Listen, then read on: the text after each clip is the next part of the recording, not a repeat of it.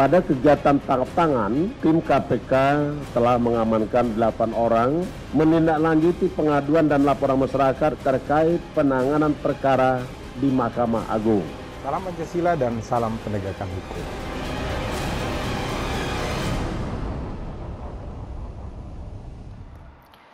Selamat malam pemirsa, senang sekali saya Balkis Manisang. Kita jumpa di Perempuan Bicara soal sesuatu yang mungkin sangat ironi karena benteng pertahanan terakhir dari pengadilan akhirnya juga runtuh dengan OTT atau operasi tangkap tangan terhadap Hakim Agung begitu ya. Dan di dalam penangkapan itu bukan hanya Hakim Agung saja yang menjadi tersangka, tapi ada PNS dari Mahkamah Agung, ada panitera juga, dan ada profesi pengacara yang cukup kondang juga di sosial media.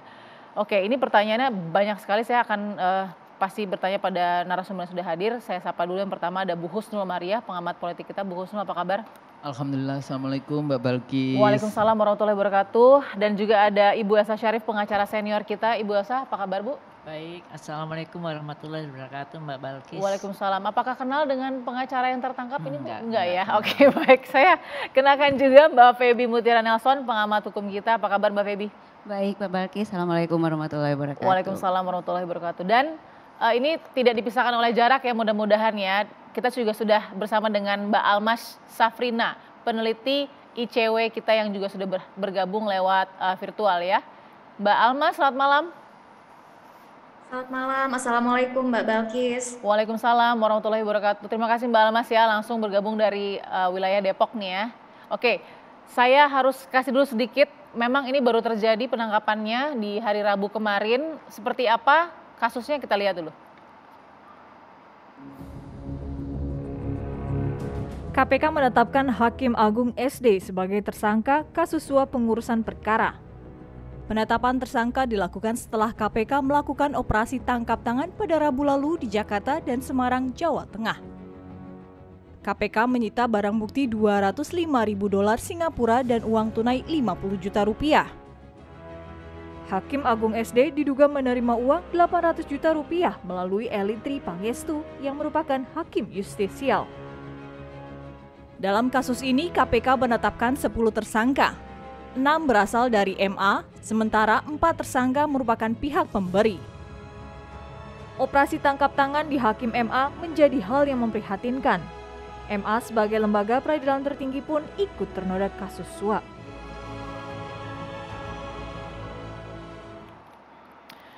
Baik, kalau sedikit tadi ya diingatkan oleh informasi di awal, ini uang yang diamankan begitu ya, barang buktinya $205.000 Singapura, setara dengan 2,2 miliar rupiah plus 50 juta rupiah. Jadi dengan uang 2,2 miliar rupiah dan 50 juta rupiah, garda terakhir kita, saya bisa bilang ya, garda terakhir kita di pengadilan itu menoleh juga, tergoda juga. Apa kabar dengan berhadapan dengan mereka-mereka yang punya ratusan miliar, triliunan rupiah? Oke, pertanyaan saya langsung, bagaimana garda terakhir kita untuk mencari keadilan di negeri ini masih bisa menjadi garansi atau tidak? Saya langsung tanya ke Bu Husnul, silakan Bu.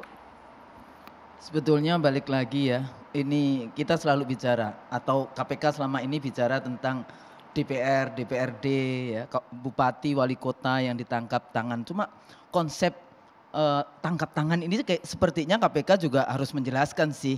Menurut saya juga bukan operasi tangkap tangan yang tahu-tahu ditangkap, ini pasti sudah diawasi dan ada prosesnya. Nah, kalau di dalam konteks kalau kita bicara tentang demokrasi, sebetulnya kita bicara tentang law enforcement gitu ya, rule of law. Jadi itu sebetulnya yang tadi dikatakan, pengadilan, kemudian judiciary itu ya, independent judiciary dan clean law, itu mestinya mereka kan yang apa namanya memegang teguh begitu ya. Jadi inilah sebetulnya kalau DPRD legislatif sudah runtuh, eksekutif tentu saja karena duit itu APBN ya, dana rakyat itu adanya di eksekutif, itu tidak bisa, tidak pasti ada masalah dengan berbagai macam korupsi. Legislatif juga demikian karena korupsi tidak hanya uang, tapi korupsi juga bisa policy. Nah, sekarang adalah keadilan, pengadilan. Sekarang adalah lembaga judiciary-nya. Kalau kemudian lembaga judiciary-nya yang tadi dikatakan 2,1 miliar kan sebenarnya kecil. Ya, kalau dianggap bagaimana? Nah, di sini sebetulnya yang selalu saya katakan juga dalam diskusi kita selama ini inilah sebetulnya yang kita sudah sebut bahwa kita ini sudah masuk di failed state, negara yang gagal. Nah ini tidak mudah untuk mengembalikan trust lagi gitu ya kepada pengadilan. Walaupun kalau kita dulu kan masyarakat kita, ibu-ibu, mak-mak suka bicara, kalau kita hilang ayam, kemudian kita lapor ke pengadilan atau lapor ke polisi, ke pengadilan gitu ya, hilangnya sudah nggak ayam lagi, tapi sapi yang hilang. Nah ini kan sebetulnya sudah menjadi perbincangan, tapi sekarang dipertontonkan luar biasa. Dan di sini letaknya kita semua sebetulnya ya nanti akan harus bekerja lebih keras, terutama media juga, sosialisasi dan sebagainya. Karena garda terakhir yang tadi dikatakan itu runtuh gitu ya dengan, atau negara sebetulnya sudah dimasukkan. Sebetulnya ada peneliti yang waktu itu mengatakan Indonesia dengan corruption yang luar biasa masuk kategori failed state. Itu sangat mengkhawatirkan ya pernyataan yang dikatakan failed state karena beberapa kasus-kasus seperti ini. Ini kita sedang menghadapi banyak kasus begitu ya, kasus-kasus yang pasti akan membutuhkan integritas dari Mahkamah Agung. Mbak Feby, dengan banyak kasus yang kita sedang hadapi di Indonesia dan besar-besar, ini garda terakhirnya tergoda dengan 2,2 miliar. Saya nggak bisa katakan nggak ada hakim agung yang bersih. Banyak hakim agung yang bersih pasti. Mahkamah Agung orang-orang bersih pasti ada, tapi ketika seorang hakim agung, paniteranya, PNS Mahkamah Agungnya ikut memuluskan dalam penanganan perkara dengan uang seperti ini, masihkah kepercayaan itu bisa ditempatkan di Mahkamah Agung, Mbak Feby? Silakan. Baik, terima kasih Mbak Bilkis. Satu pertanyaan yang mungkin sangat sulit dijawab ya Mbak Bilkis ya.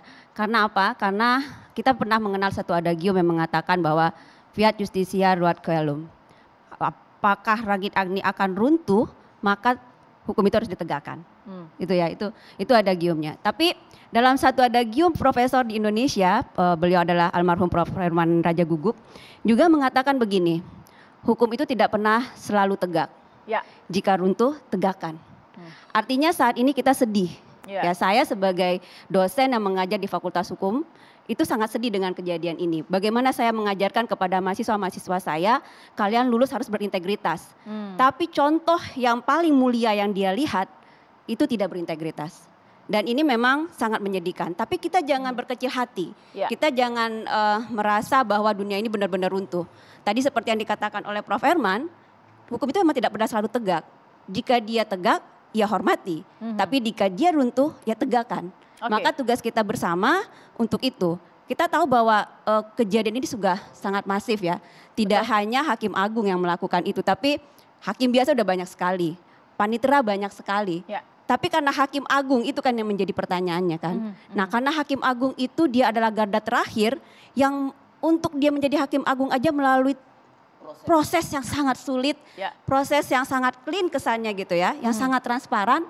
Tapi masih bisa seperti ini. Ada apa? Nah itu yang jadi pertanyaannya. Ya meskipun ada track recordnya Hakim Agung yang bersangkutan ini sudah sempat ada track record juga ada bermasalah dengan dugaan lobby toilet ya dengan oknum anggota DPR. Ini kan juga menjadi pertanyaan. Harusnya sudah bisa menjadi satu early instinct lah buat justru pemilih Hakim Agung ini bahwa sesuatu yang tidak beres sudah ada di situ. Nah baru 2 minggu lalu biasa kita bicara soal kenapa banyak yang dapat bebas bersyarat, koruptor-koruptor.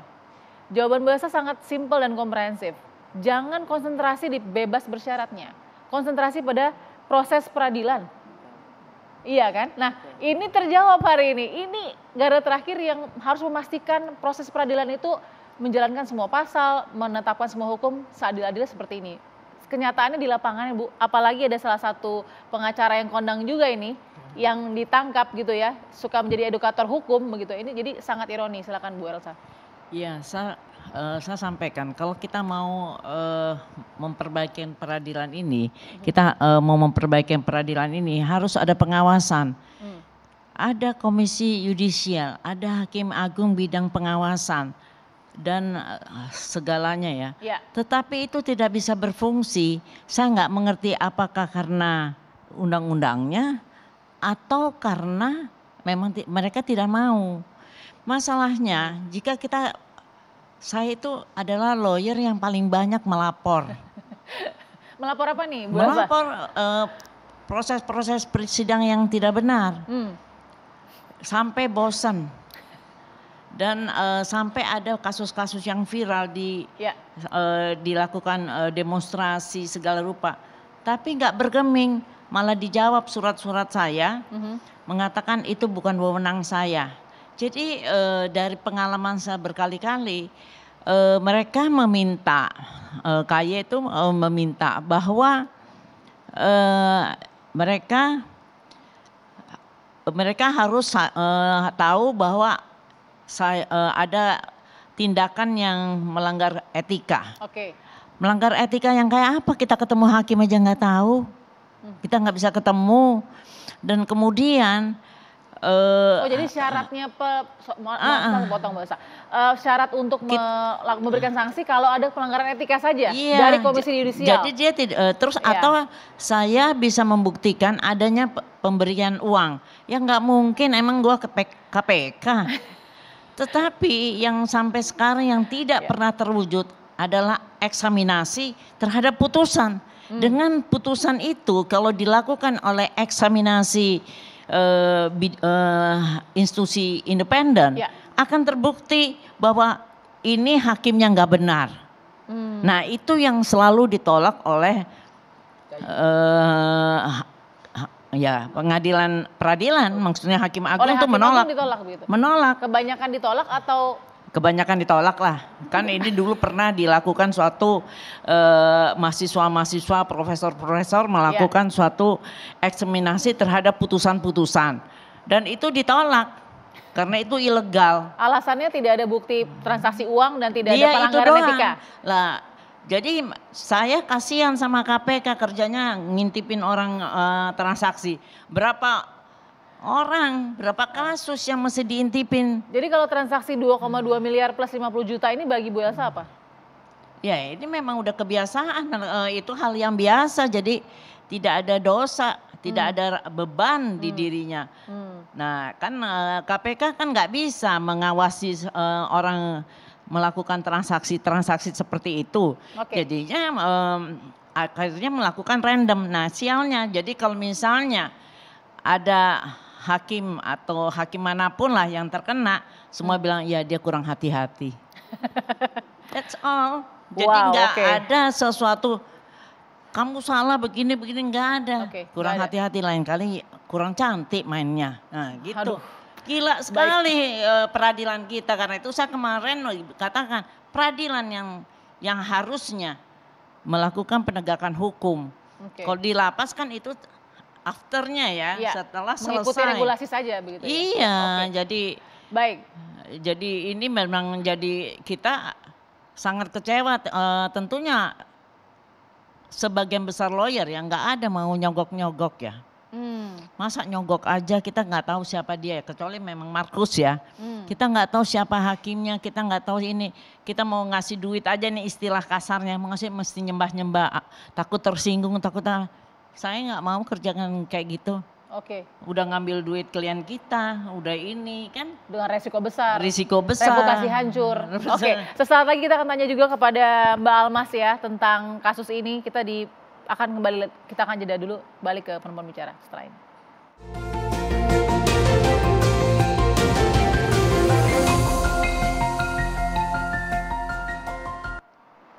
Kembali di Perempuan Bicara, OTT Hakim Agung, runtuhnya pertahanan terakhir pengadilan. Saya langsung ingin ke Mbak Almas. Mbak Almas, ini sejarah hitam ya bagi institusi mulia Mahkamah Agung Republik Indonesia yang kita cintai.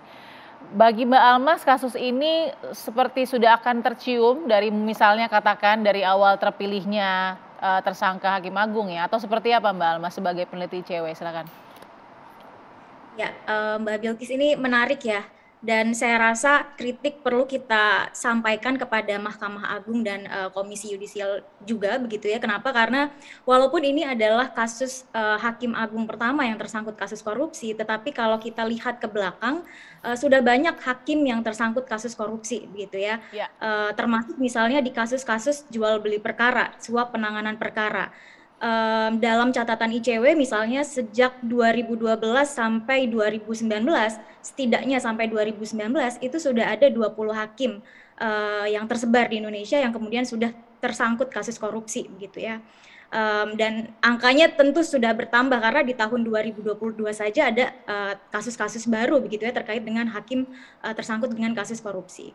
Begitu juga misalnya di Mahkamah Agung, ini sudah pernah ada satu kejadian yang sangat menghebohkan publik begitu ya, di mana pada saat itu Nur Hadi ya, sekretaris Mahkamah Agung yang kemudian tersangkut kasus korupsi dengan nilai suap yang luar biasa besar. Kalau ini tadi disebut berapa 2 miliar ya Mbak ya? 2 miliar dan 50 juta rupiah, betul. 49 miliar, sehingga ini bukan kasus korupsi hakim yang pertama, sudah banyak kasus begitu ya, termasuk di Mahkamah Agung sendiri sudah pernah ada kasus korupsi terkait dengan suap penanganan perkara. Kami mempertanyakan juga ini bagaimana pembenahan yang dilakukan oleh Mahkamah Agung begitu ya. Seharusnya setelah ada kasus tersebut ya ada pembenahan baik itu dari Mahkamah Agung termasuk pengetatan pengawasan internal maupun eksternal. Kemudian Oke, ya. Mbak Almas maaf, tadi kan Bu Elsa sempat sebut ya Mbak Almas di segmen pertama apa undang-undangnya atau apa, karena setiap mau eksaminasi putusan misalnya atau misalnya mau ya evaluasi ya begitu ya, melihat selalu yang digarisbawahi hanya kalau ada transaksi begitu ya, ataupun ada pelanggaran etik. Nah, ICW gimana melihat pengawasan itu, mekanisme pengawasan itu? Kami melihat memang mekanisme pengawasan baik itu internal yang dilakukan oleh Dewan Pengawas Mahkamah Agung maupun eksternal misalnya yang dilakukan oleh Komisi Yudisial ini belum maksimal begitu ya Mbak. Misalnya satu contoh terkait dengan pemberian hukuman, ini kan ada hukuman yang ringan, ada hukuman yang berat begitu ya. Sehingga perlu juga ada misalnya pedoman bagi hakim untuk kemudian memberikan hukuman tersebut, sehingga saya rasa yang penting untuk dilihat adalah tidak hanya terkait dengan yang tadi itu disebutkan, tetapi juga dilihat dari ketika ada putusan atau vonis-vonis yang janggal begitu ya. Dan misalnya perlu dilihat juga ini siapa nih hakim yang kerap memberikan hukuman-hukuman ringan kepada koruptor begitu ya, sehingga ada mekanisme mitigasi atau proaktif dari misalnya pengawas internal maupun eksternal itu sendiri untuk kemudian melihat apakah misalnya hakim-hakim tersebut kemudian ada potensi-potensi melakukan pelanggaran atau tidak. Jadi tidak hanya pasif misalnya menunggu laporan dari masyarakat dan lain-lain begitu. ICW sendiri punya nggak catatan hakim-hakim mana saja yang selalu memvonis ringan koruptor? Kami sejauh ini belum ada catatannya, tapi menurut kami itu bukan hal yang sulit ya untuk kemudian dikumpulkan oleh Mahkamah Agung ataupun misalnya Komisi Yudisial, karena memang keduanya mempunyai wewenang, mempunyai tugas untuk melakukan pengawasan, dan pengawasan ini sangat penting menurut kami karena sudah banyak kasus yang ditangani, kasus korupsi khususnya yang kemudian berujung pada vonis yang sangat ringan begitu ya. Dalam studi ICW saja tren vonis kasus korupsi, vonis untuk koruptor ini masih sangat ringan, sehingga kami juga mempertanyakan bagaimana kemudian kita berharap ada efek jera, efek jera begitu ya ketika vonis yang dijatuhkan kepada terdakwa kasus korupsi itu masih sangat ringan. Oke. Mbak Feby mau tambahkan tadi, benar nggak sih skrup pengawasan dari Dewan Pengawas dan juga Komisi Yudisial tuh dinilai tidak akurat begitu loh untuk menjaga ini gitu? Iya, baik.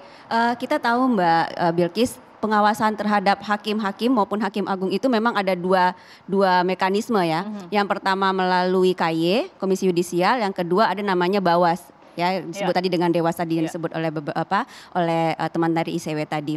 Yang menjadi masalah adalah begini Mbak. Di Bawas itu berada di bawah Kesekretariatan Mahkamah Agung. Kesekretariatan Mahkamah Agung itu orang-orang yang ada di Bawas tentu ya level golongan ataupun jabatannya itu di bawah Hakim Agung.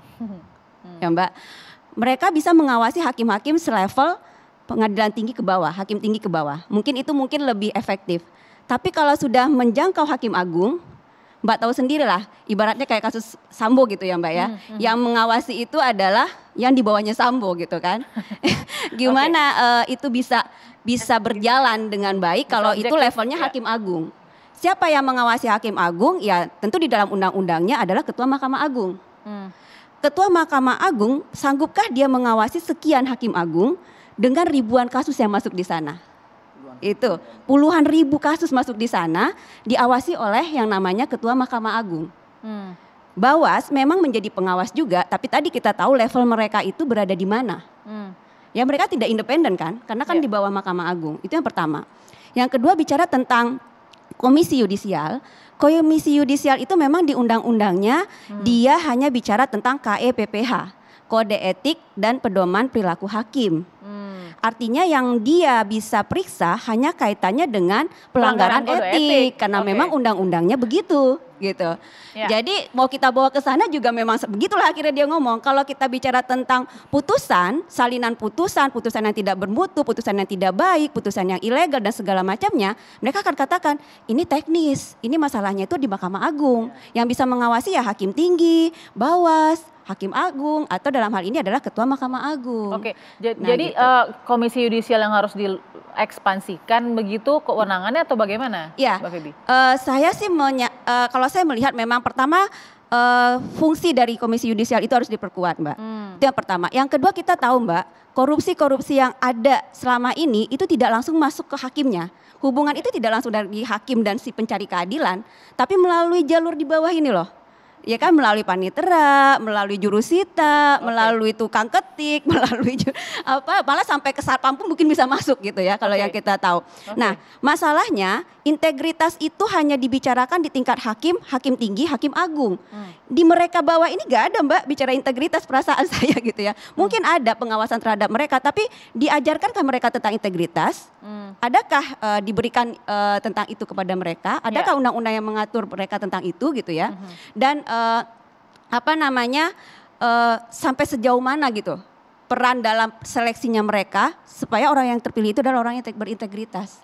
Gitu. Jadi tidak hanya level, kalau hakim udah sering ya kita bicara tentang integritasnya dan Mahkamah Agung sudah berusaha sih dengan KY-nya gitu ya, dengan mereka melakukan seleksi yang cukup ketat dengan melibatkan orang-orang di luar KY, di mana di situ ada profesor, ada guru besar dari segala macam untuk bisa masuk dan masyarakat juga terlibat gitu ya.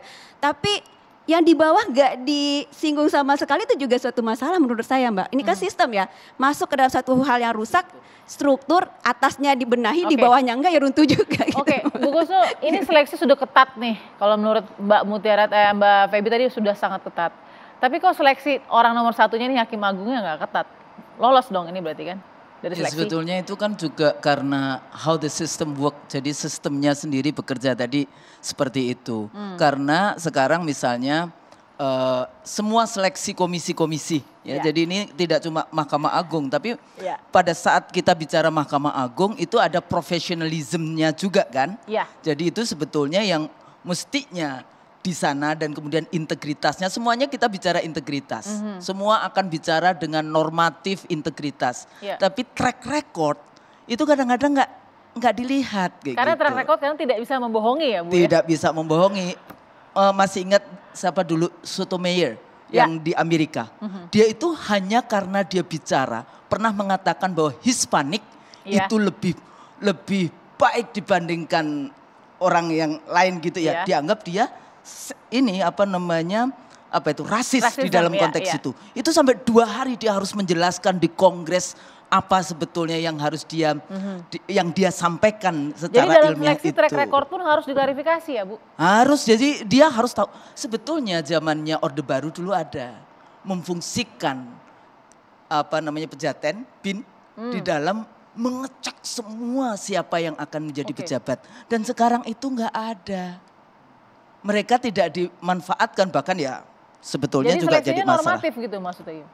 Ya akhirnya terjadi kan, kemudian persekongkolan atau nanti transaksional dan sebagainya. Ini kan yang kita menjadi sangat concern hari ini. Semua seleksi yang melalui DPR, tapi sebetulnya juga jangan DPR semua yang disalahkan, karena DPR biasanya kan mendapat materinya dari tim seleksi dari lembaga yang bersangkutan, baik yang eksekutif maupun yudikatif.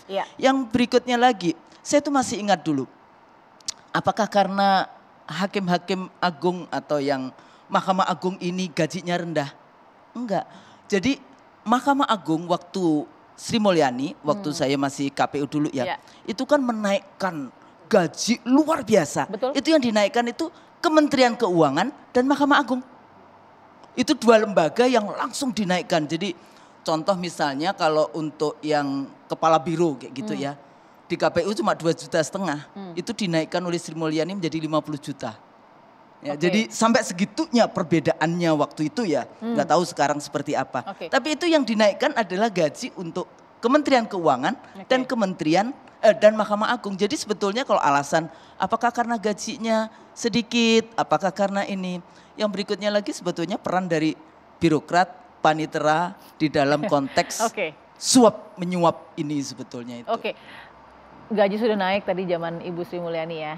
Tapi Bu Elsa pasti lebih tahu nih karena gini, apakah integritasnya itu naik juga? Enggak juga, ternyata nggak pengaruh mau gaji kecil, gaji besar, namanya integritas ternyata di lapangan ada yang sudah mungkin sudah sejahtera ya, tetap minta uang juga nggak ke Bu Elsa? Sesaat lagi ya Bu, tetap di Perempuan Bicara.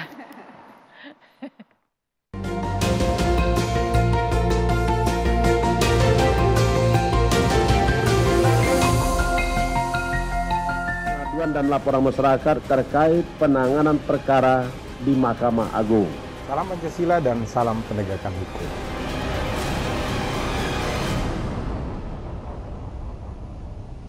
Kita masih membahas OTT Hakim Agung di Perempuan Bicara. Saya langsung ke Bu Elsa. Bu Elsa ini boleh jujur, boleh setengah jujur, terserah Ibu ya.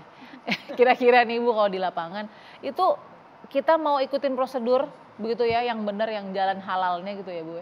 Itu diminta gitu ya untuk membayar atau mungkin ya udahlah kasih hadiah, atau biasanya ya udah oknum advokat aja yang juga mencoba-coba, yang mana Bu yang sebenarnya terjadi? Ya, saya masih jujur ya, saya masih jujur bahwa mungkin karena saya tukang melapor, jadi nggak ada yang deketin saya, malah misalnya kalau ada acara apa yang kebetulan ya kita kan lulusan misalnya sama-sama seorang dokter ya, kita ada pertemuan-pertemuan, mereka tuh selalu menolak, jangan ngomong sama dia. Dan yang saya paling nggak suka tuh dibilang mulut perempuan, bukan soal mulut perempuan. Memang saya perempuan, tapi saya tidak bisa dikatakan dilecehkan seperti itu. Karena dia mau berbuat yang negatif sehingga menghindari saya. Bagi saya nggak ada masalah, nggak bergaul juga nggak apa-apa, ya hal terhadap pihak-pihak yang tidak benar ya. Kalau saya gaulnya saya banyak. Sekarang beginilah, kalau di dalam sebagai contoh yang kita nggak usah bicara masalah putusan ya. Kalau putusan itu kan masih debatable. Ini semua ahli hukum, kita berdebat, berdebat juga ini benar, ini itu alasannya banyak. Tapi yang jelas-jelas yang di depan mata saya, di mana sudah ada putusan Mahkamah Agung harus dieksekusi, enggak dieksekusi, sudah ganti pejabatnya, sudah sampai unmanning 3 kali, saya ikutin aja, terus akhirnya saya mangkel, lapor KY, lapor Hakim Agung, enggak ada. Dibalas juga kagak, mungkin dimasukin tong sampah kali surat-surat ini. Ini yang saya perlu peringatkan. Ini nggak usah bicara putusan lah, bicara eksekusi aja nggak bisa. Harus bagaimana? Kan kita ada bayar skum segala rupa, ya kan ada unmanning. Jadi kan memang begitu aturannya, unmanning terus eksekusi, koordinasi dan semuanya, namanya putus. Yang simple ya, tidak perlu lagi didebatable apakah ini benar atau tidak benar. Karena ini sudah inkrah. Sudah 7 tahun saya nggak bisa eksekusi dan saya sudah datang ke KY membuat laporan, disambutlah segala, saya pikir udah tinggal diperingatin aja, kamu gimana sih kewenangan Ketua PN Jogja ini harusnya eksekusi. Tapi nggak dilaksanakan. Lapor menghadap langsung ke Batilum itu juga ya nggak ditanggepin. Kepada hakim bidang pengawasan ya, bukan di situ nggak ada dewas ya, tapi adanya hakim bidang pengawasan ya. Saya tulis surat, tapi nggak ada juntrungannya. Udah 7 tahun dan bolak-balik sampai 2 kali saya bikin surat kepada instansi yang sama. Berarti Bu Elsa ini bisa nggak sih jadi alasan advokat-advokat lain yang akhirnya tidak sabar menunggu seperti Ibu Elsa nih mencari jalan pintas dengan memberikan hadiah agar cepat tadi. Iya, kita nggak tahu ya, bisa jadi iya, bisa jadi tidak. Dan itu memang sebetulnya kalau dibilang hati jujur, klien atau yang berperkara ataupun yang dalam pihak yang benar ya, posisinya benar maupun lawyer itu tidak mau melakukan hal itu. Udah pasti tidak mau. 99% nggak mau. Yang melakukan ini adalah orang yang tidak benar. Dia menggunakan Markus. Jadi walaupun dia lawyer tapi dia sebetulnya posisinya Markus. Makelar kasus. Iya. Sehingga dia bisa ke sana. Kalau ditanya, kamu lawyer nggak? Nggak pernah sidang mereka. Tapi kalau orang yang lawyer yang bersidang, itu nggak berani mau melakukan itu. Manuver-manuver kotor ya. ya. Karena dia merasa bangga dengan dirinya sudah punya prestasi. Dan saya juga lihat malah hakim-hakim tingkat pertama yang saya pernah alami, itu benar-benar banyak yang bagus. Ya. Kita bersidang, saya deg-degan, kadang-kadang saya nggak putusan saya nggak hadir. Ternyata benar, saya misalnya pidana memenangkan pengadilan itu ya? Iya, dengan baik. Terus sudah tuh saya bilang, waduh lawan saya ini adalah sesuatu gajah besar di Indonesia. Waduh klien saya nggak punya apa-apa digugat. Di tingkat pertama karena pembuktian kita bagus, ya hakimnya nggak bisa memberikan putusan yang telak. Karena kita pembuktian yang bagus, dia hanya memberi, walaupun saya sudah lihat ada kemiringan ya. Saya pakai baju batik aja diomelin. Tapi saya sengajain saya pakai baju batik.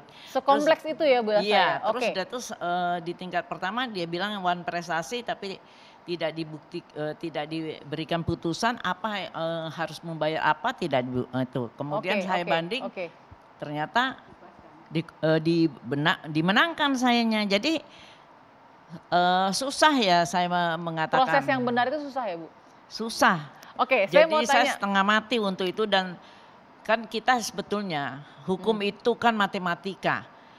Bikin flowchart aja ini terbukti, ini enggak, ini kan kita bisa tahu terbukti atau enggak finalisasinya ya. Tapi saat ini kita nggak bisa, dulu saya dengan hakim, jaksa maintenance bersama tidak ada kolusi-kolusian. Saya bisa membebaskan siapapun dengan cara-caranya yang benar. Saya mau cek ke ICW ya Mbak Almas. Kalau tadi salah satu contohnya ya Bu Elsa butuh 7 tahun misalkan untuk menunggu sebuah eksekusi dalam sebuah kasus sampai sekarang. Nah, ICW pernah nggak mungkin juga melakukan pelaporan begitu ya kepada Mahkamah Agung dan sama memiliki kesulitan? Silakan, Mbak Almas. Kita akan kembali. Mbak Almas sudah bisa dengar? Ya, dengar Mbak Bilkis. Pertanyaan saya tadi dengar? Belum dengar. Gimana Mbak? Tadi seperti Bu Elsa yang menjalani proses-proses yang benar itu butuh waktu panjang begitu ya. Bahkan satu kasus tadi sampai 7 tahun menunggu. Pernah nggak ICW juga melakukan pelaporan ke institusi Mahkamah Agung gitu ya? Terus kemudian tidak ada jawaban atau ke KY karena memang restriction dari kewenangan dia. Seperti apa? Mungkin ada pengalaman Mbak Almas? Mungkin pernah ya, tapi saya belum tahu informasinya. Mungkin teman-teman yang lain atau teman-teman dari yang banyak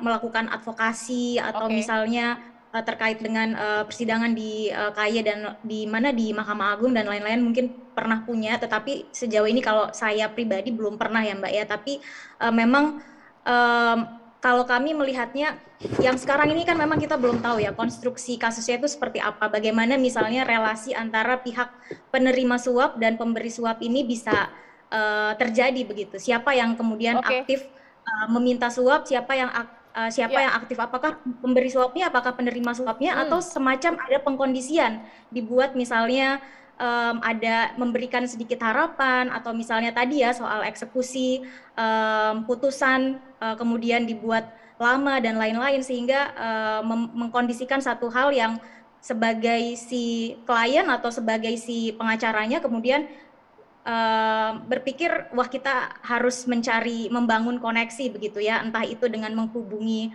panitera atau hakimnya dan lain-lain begitu untuk memberikan suap. Jadi kalau dilihat dari beberapa kasus korupsi yang melibatkan hakim begitu ya, ini memang beragam begitu. Bagaimana relasi itu kemudian bisa ada relasi antara pemberi suap dan penerima suap begitu. Oke, kalau ini boleh Mbak Almas dan Mbak Feby juga ya, saya mau tanya. Ini kan Hakim Agung, panitera, asistennya, pengacara, dan pengusahanya. Modus yang dibaca oleh ICW seperti apa dengan keterlibatan banyak pihak ini, Mbak Almas, silakan.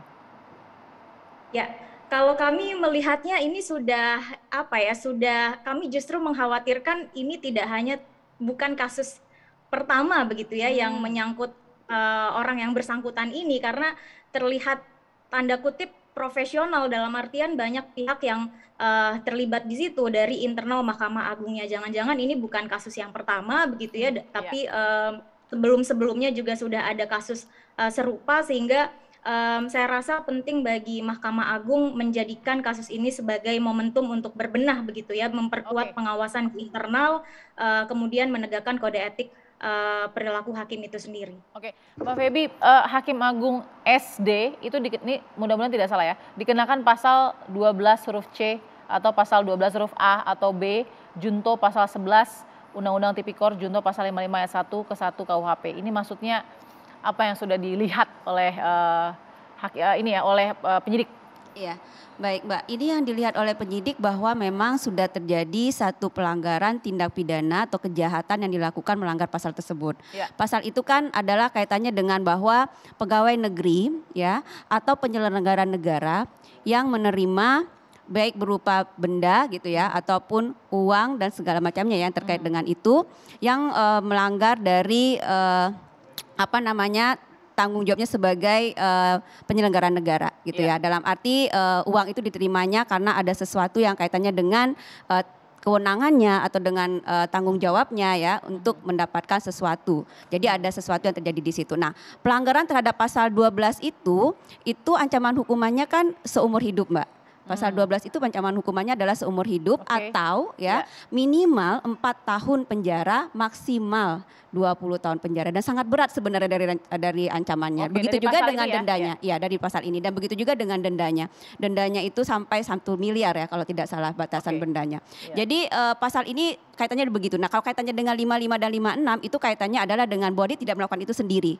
Bahwa ada beberapa orang yang melakukannya yang nanti pertanggungjawabannya dilihat dari peran dari masing-masing orang. Baik itu nanti si panitera, orang yang menyuap ya dalam hal ini adalah pihak kuasa hukum ataupun dari si pengusaha yang menyuap. Nah, itu semua kaitannya dengan pasal 55. Nah, kalau pasal 12-nya itu kaitannya dengan tadi Mbak, kewenangan dia sebagai pegawai negeri atau sebagai penyelenggara negara. Nah, penyelenggara negara itu diterjemahkan lagi salah satunya adalah hakim. Karena banyak kan penyelenggara negara. Nah, salah satunya hakim. Itu Mbak yang dimaksud dengan akan pasal lebih ini. berat jika mereka-mereka yang melakukan kejahatan korupsi, kolusi, nepotisme ini adalah penyelenggara negara. Pasti lebih berat. Ya, makanya pasal itu yang dikenakan, pasal 12 itu Mbak. Oke, meskipun begitu Bu Husnul, saya nggak tahu bahasanya yang Bu Husnul lebih tepatnya ya, apakah dibutuhkan reformasi hukum atau revolusi hukum atau apa sebenarnya dengan kondisi penyelenggara negara yang sudah dipisahkan, walaupun hukum masyarakat ini sama ya, di mata hukum semua sama ya, tapi begitu penyelenggara negara yang melakukan pasti akan jauh lebih berat. Toh tidak berhenti, masih ada korupsi dan segala macam, butuh apa saat ini? Ya sebetulnya simple reform, jadi bukan yang sampai revolusi ya. Dalam konteks itu membubarkan negara, membubarkan hukumnya yang tadi saya katakan itu simple reform. Jadi kalau simple reform, pertama sebetulnya KPK sendiri itu harus transparan dan akuntabel. Jadi kerja KPK walaupun sudah ada Dewan Pengawas dan sebagainya, dia juga harus transparan dan akuntabel. Bagaimana sih? Jangan sampai semua penegakan hukum yang dilakukan KPK sebetulnya juga meruntuhkan semua lembaga-lembaga negara kan, eksekutif, legislatif, dan yudikatif. Membangunnya kembali lebih mahal dibandingkan yang sebetulnya ada. Tapi bukan berarti saya pro kepada korupsinya. Kemudian yang kedua adalah pendidikan, mau nggak mau memang mulai dari pendidikan dan upgrading yang terus-menerus. Dulu zamannya dulu itu yang namanya pegawai negeri selalu ada upgrading kan, ya upgrading. Terus kemudian pengawasan tadi apakah menambahkan kewenangan kepada pengawasan? Cuma persoalannya kita ini kan bikin big government. Ya jadi big government itu artinya lembaga ini ada pengawasnya, ada badan kode etiknya. Terus yang ngawasi pengawas siapa? Yang ngawasi ini siapa? Jadi ini juga persoalan dengan second track institution yang ada di Republik ini. Maaf Bu, tapi pengganti mereka yang mengawasi kalau memang itu terlalu... Nggak, bisa balik lagi yang internal di dalam, kemudian dia harus diawasi oleh legislatif sebagai pengawas to kontrol eksekutif ya, yang adjudication-nya itu kan kemudian dikontrol juga oleh legislatif. Kemudian juga rekrutmen based on merit. Nah tadi kan karena ini Mahkamah Agung political position, ya tentu saja berhubungan dengan politisi gitu ya. Akhirnya sebetulnya sejauh mana yang namanya, padahal ini Hakim Agung ini ya profesional ya, hakim karir ya. Ya jadi bukan hakim politisi. Karir, betul. Fair salary, pensiun, kejujuran. Kejujuran ini salah satu yang menarik yang kita bisa pelajari hari ini di dunia. Itu negara yang kenapa bahagia, itu Finlandia. Dan ternyata cuma satu, jujur. Jadi isunya itu cuma satu, jujur. Jadi kalau semua dari kita, semua tadi penyelenggara negara jujur, insya Allah itu bisa simple reformnya lebih mudah. Iya, saya nggak mau meruntuhkan semangat dari Bu Husnul bahwa jujur itu pasti ada Bu. Tapi apakah jujur itu ada harganya? Sesaat lagi ya Bu ya di Perempuan Bicara.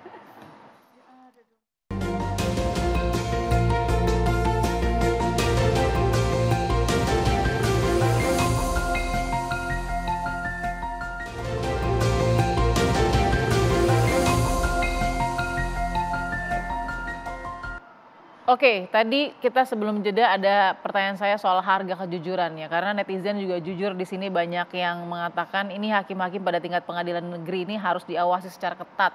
Ada juga yang curhat begitu ya, pantasan kasasi saya sudah hampir 4 tahun belum ada jawaban, sama kayak Bu Elsa juga ini ya, sampai 7 tahun menunggu. Ini kasus atau pembangunan sebenarnya saya nggak tahu. Nah, oke, saya mau tanya dulu ke Mbak Almas ya, Mbak Almas, oke. Apa solusi tercepat untuk paling tidak mengembalikan kepercayaan publik yang pasti sudah runtuh juga nih melihat kasus dari Hakim Agung tertangkap ini? Silakan, Mbak Almas. Ya, pertama yang paling basic mungkin dari pemilihan ya Mbak ya, pemilihan Hakim Agung itu sendiri. Tadi sebetulnya Mbak Bilkis di awal juga menyebut bahwa yang saat ini ditetapkan sebagai tersangka oleh KPK ini kan dulu pernah disebut-sebut ada kasus yang toilet itu ya, walaupun kemudian lobby toilet ya. Ya, lobby toilet di tahun 2013, walaupun kemudian hasil pemeriksaan dari Dewan Etik begitu ya di di DPR pun juga sudah dilakukan, sudah dilakukan, kemudian disebut tidak terbukti, tapi seharusnya itu sudah menjadi catatan begitu ya, catatan merah begitu, sehingga kemudian menjadi pertanyaan kenapa pada tahun berikutnya, setahun kemudian tetap diusulkan oleh Komisi Yudisial begitu ya untuk mengikuti fit and proper test di DPR, walaupun memang ya waktu itu tidak terbukti ada pelanggaran kode etik atau terbukti bahwa yang bersangkutan melakukan lobby dengan DPR begitu ya, tetapi seharusnya ya itu menjadi salah satu catatan yang kemudian ketika yang bersangkutan terpilih pun seharusnya ya sudah perlu ada pengawasan yang cukup ketat terkait dengan nama-nama Hakim Agung, apalagi yang sudah punya catatan merah sebelumnya begitu. Kemudian yang kedua yang menurut kami juga penting adalah untuk pencegahan begitu ya di dalam internal Mahkamah Agung itu sendiri. Bagaimana kemudian bisa mampu menciptakan lingkungan yang lebih bersih dari korupsi. Menurut kami penting soal pencegahan itu bagaimana menjaga dan mengawasi perilaku hakim, karena nyatanya posisi mereka ini kan rentan suap ya, sudah banyak kasusnya, sehingga PR-nya kemudian adalah bagaimana kemudian peraturan terkait dengan etik, pencegahan korupsi di internal, kalau ada whistleblower system dan lain-lain itu bisa efektif berjalan di internal Mahkamah Agung, sehingga itu menjadi PR besar menurut saya yang harus dibuktikan. Kemudian hal lain untuk meningkatkan atau memulihkan kepercayaan publik begitu ya. Ini kan publik sudah melihat korupsi sebagai satu masalah besar, satu borok begitu ya, yang salah satu yang publik sangat sayangkan adalah kita hampir setiap saat begitu ya disuguhkan pada ada kasus korupsi, ada penindakan kasus korupsi, anggota DPR, hakim dan lain-lain ditetapkan sebagai tersangka, tetapi kemudian di endingnya vonisnya itu rendah sehingga kami juga begitu ya Mbak Almas ya, anti klimaks juga buat keadilan di publik ya. Rame di awal tapi kemudian vonisnya rendah seperti yang tadi ya kasusnya Nur Hadi. Suapnya 49 miliar, diminta untuk uang pengganti kalau saya tidak salah 83 miliar, tapi vonisnya hanya 6 tahun begitu ya. Ini kan anti klimaks, sehingga publik juga mempertanyakan bagaimana efek jerahnya, cegahnya, jadi seperti itu. Terima kasih Mbak Almas, saya mau ke Mbak Feby, singkat Mbak, mungkin solusi tepat dan cepatnya untuk menjalankan ini terus bagaimana? Untuk Mahkamah Agung ya? Iya, kalau untuk bicara tentang cepat dan tepatnya, memang tadi sudah beberapa hal disampaikan oleh Mbak Almas bahwa untuk bicara cepat memang kita sudah ada sih azasnya sederhana, cepat, bayar ringan untuk penanganan perkara ya Mbak. Tapi juga kita tahu nih azas juga ada di atas satu pasal aja ya Bu ya di adalah Undang-Undang Kekuasaan Kehakiman. Tidak ada turunan dari azas itu Mbak. Nah mungkin yang pertama yang dilakukan memang terkait dengan aturan dasarnya Mbak. Azas sederhana, cepat, bayar ringan itu seperti apa sih sebenarnya makhluknya gitu. Jangan hanya ada di satu pasal itu. Nah itu biar juga bisa diintegrasikan ke dalam prakteknya, itu yang pertama. Yang kedua tadi integritas ya Mbak, masalah integritas. Bagaimana caranya biar semua penegak hukum itu berintegritas. Penegak hukum termasuk advokat di sini kan Mbak. Tidak hanya dari hakim-hakimnya. Bagaimana panitera tadi, bagaimana jurusita, bagaimana hakim tinggi, hakim pengadilan negeri, Mahkamah Agung berintegritas tentu dari tadi rekrutmennya. Jadi rekrutmen itu dilakukan secara transparansi dan akuntabel, tapi dari semua lini, jangan hanya di tingkat atas saja. Baik, gitu. Itu yang kedua. Saya harus kasih 1 menit terakhir ke Ibu Husnul dan Bu saya, ke Bu Husnul sedikit. Ya, pertama tentu saja regulasi, ya itu penting. Yang kedua transparansi dan accountability di situ, good governance dan sebagainya. Dan ini juga dalam mengamalkan Pancasila. Ini kan kita ngomongin keadilan. Kalau kemarin kita dihadapkan dengan bupati, wali kota, DPRD, DPR, BUMN dan sebagainya. Sekarang Mahkamah Agungnya, jadi penegakan hukum ya. Penelitian dari LIPI mengatakan bahwa 66% itu penegakan hukumnya itu buruk. Nah ini sebetulnya awareness ya, jadi kesadaran kepada kita semua. Salah satunya adalah strengthening citizens. Jadi seperti tadi ICW dan sebagainya itu menjadi sangat penting. Wake up call buat society. Terakhir Bu Asa singkat. Saya kalau ingin perbaikan ya dalam penegakan hukum di pengadilan. Jadi KY ini jangan soal etika aja. Jadi harus diperluas dengan dia bisa memberikan suatu catatan-catatan di mana dia bisa melakukan eksaminasi terhadap putusan-putusan bekerja sama dengan para guru besar terhadap itu. Dan kemudian akan terjadi catatan hakim A 1, 2, 3 ada catatan merahnya terus dibikin non palu. Nah, jadi kalau begitu jadi ada takut dan kemudian rekrutmennya itu saya perlu setuju dengan Ibu Husnul bahwa dia harus jujur. Karena itu salah satunya saya nggak pernah lihat itu rekrutmennya dengan melakukan psikologi ya. Apakah orang ini jujur atau tidak? Kalau soal pinter semua, semua para dokter ya, di Hakim Agung dan itu. meminteri orang beda tipis ya Bu. Baik, terima kasih Bu Elsa, terima kasih Bu Husnul, terima kasih Mbak Feby dan juga Mbak Almas sudah bergabung di Perempuan Bicara. Kita akan bahas lagi kasus-kasus lain dan mungkin topik-topik lain di minggu depan. Sampai jumpa di Perempuan Bicara.